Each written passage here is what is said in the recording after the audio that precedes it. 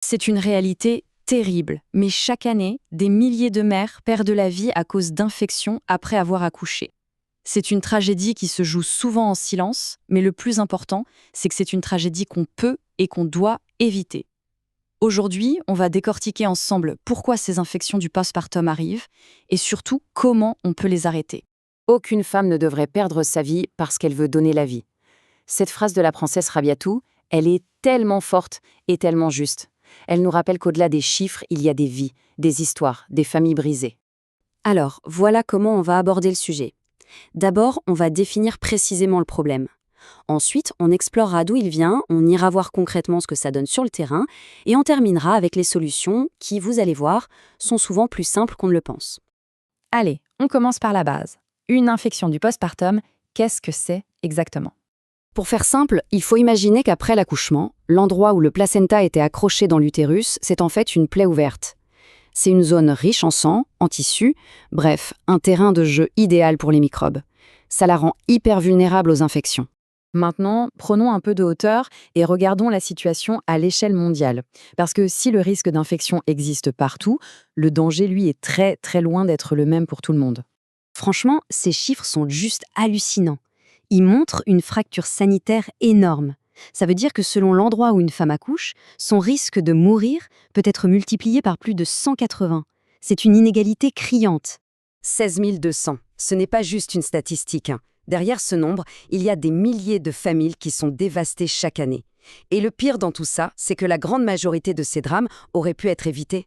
Et quand on regarde les causes, c'est très clair. Les infections arrivent juste en deuxième position, juste derrière les grosses hémorragies. C'est dire si c'est un problème majeur qui demande vraiment qu'on s'y attarde. Bon, maintenant, rentrons un peu dans le vif du sujet. Si on veut prévenir ces infections, il faut bien comprendre comment elles démarrent. D'où viennent exactement ces fameux germes ? L'analogie est super simple, mais elle est essentielle pour tout comprendre. Personne n'imaginerait laisser une coupure sur sa main sans la nettoyer et la désinfecter. Eh bien, à l'intérieur du corps, c'est pareil. Si les règles d'hygiène ne sont pas suivies à la lettre, le risque est énorme. En gros, il y a deux scénarios possibles. Soit les germes viennent de l'extérieur, via des mains pas assez propres, du matériel mal stérilisé, c'est l'infection exogène. Soit ce sont des germes qui sont déjà présents dans le corps et qui, profitant d'un moment de faiblesse du système immunitaire, décident de passer à l'attaque. Ça, c'est l'infection endogène. Et puis, il y a des situations qui, disons, n'aident pas du tout. Un accouchement très long, une perte de sang importante, ou s'il reste des petits morceaux de placenta dans l'utérus, tout ça, ça crée un environnement parfait pour qu'une infection se développe. Bon, tout ça, c'est un peu la théorie. Mais sur le terrain, concrètement, comment ça se passe ? Pour ça, allons voir ce que nous apprend une étude très intéressante menée au Cameroun. Là-bas, des chercheurs ont voulu savoir un truc tout simple, mais fondamental.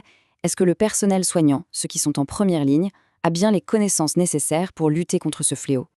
Alors, ils ont parlé à qui ? Eh bien, à une quinzaine de personnes au cœur de l'action dans la maternité. Des infirmiers, des étudiants en médecine, un aide-soignant, un bon mélange de profils pour avoir une vue d'ensemble. Et là, attention, c'est une super nouvelle. Les résultats montrent que le personnel soignant sur place connaît parfaitement les symptômes d'alerte.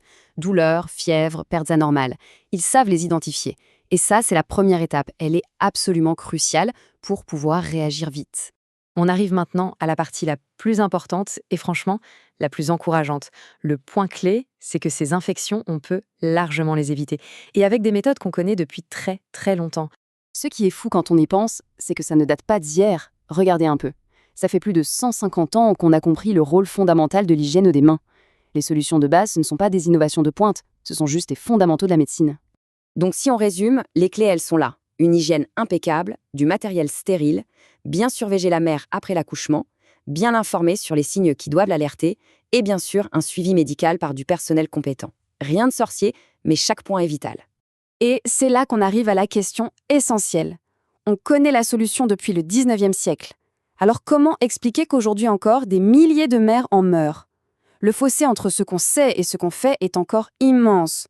Le vrai défi, c'est de s'assurer que chaque mère, peu importe où elle vit, ait accès à des soins de qualité.